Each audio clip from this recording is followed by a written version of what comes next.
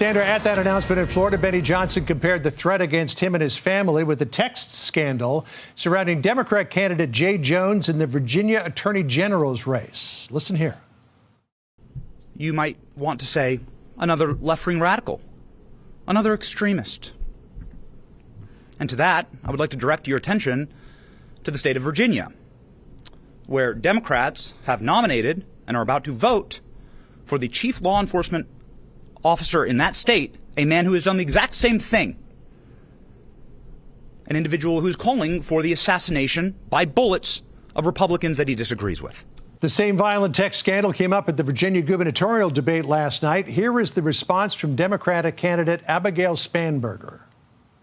Will you continue to endorse Jay Jones to be the next Attorney General of Virginia? So the public was unaware who had knowledge of these text messages for many years. What did you do about it? I learned of these text messages the day that they came out, and I denounced them as soon as I learned of them. What you're saying is that as of now, you still endorse Jay Jones as Attorney General? I'm saying as of now, it's up to every voter to make their own individual decision.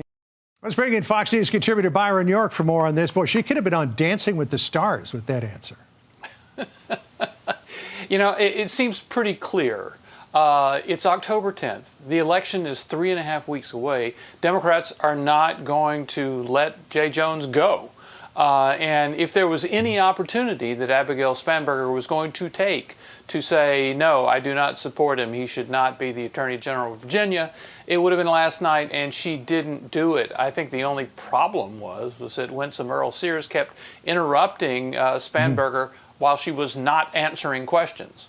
You know, there were some Democrats like Megan Hayes who say absolutely Jay Jones should get out of the race. But I think this little exchange here last night, well, it was a one-way exchange, really demonstrated that Democrats seem to take an attitude that if they just ignore it, it might go away. Watch here.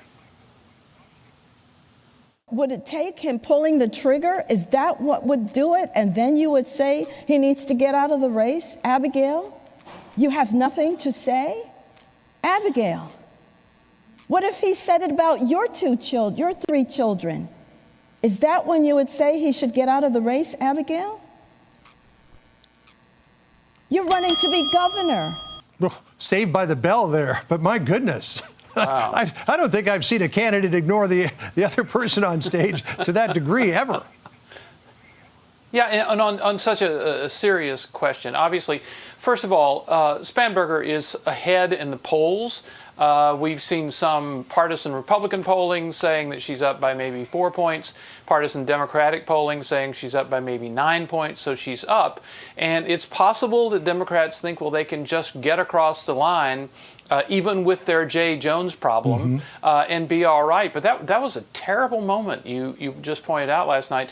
And moments in debates can be really, really big. We've seen them in Virginia and elsewhere where just one moment like that seems to just turn a race around. Yeah, we remember what happened in the last Virginia election when Terry McAuliffe shot himself full of holes by saying that, you know, the last people who should be telling schools what their kids should be taught are the parents.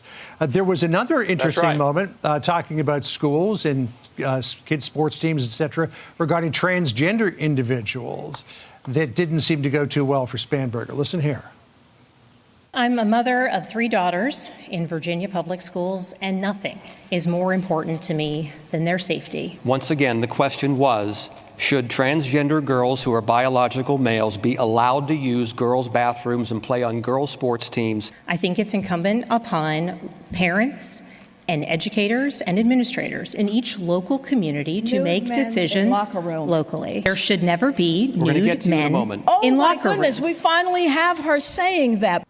Wow, that actually was a moment. There should never be nude men in locker rooms. But what do you get when you allow transgender girls into the girls' locker room?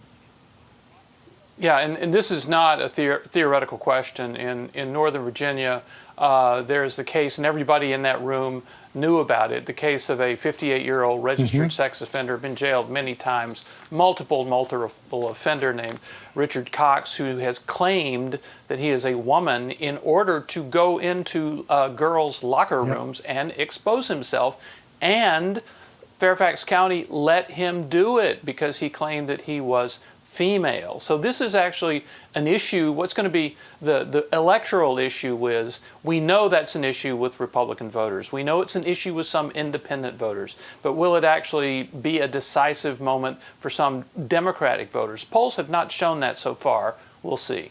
All right. Not sure how widely watched the debate was, but again, 4 years ago, that moment with McAuliffe and Youngkin certainly did turn the tide in Youngkin's favor. We'll see how this goes. Byron, as always, thanks for joining us. Have a great weekend. Hey, Sean Hannity here. Hey, click here to subscribe to Fox News YouTube page and catch our hottest interviews and most compelling analysis. You will not get it anywhere else.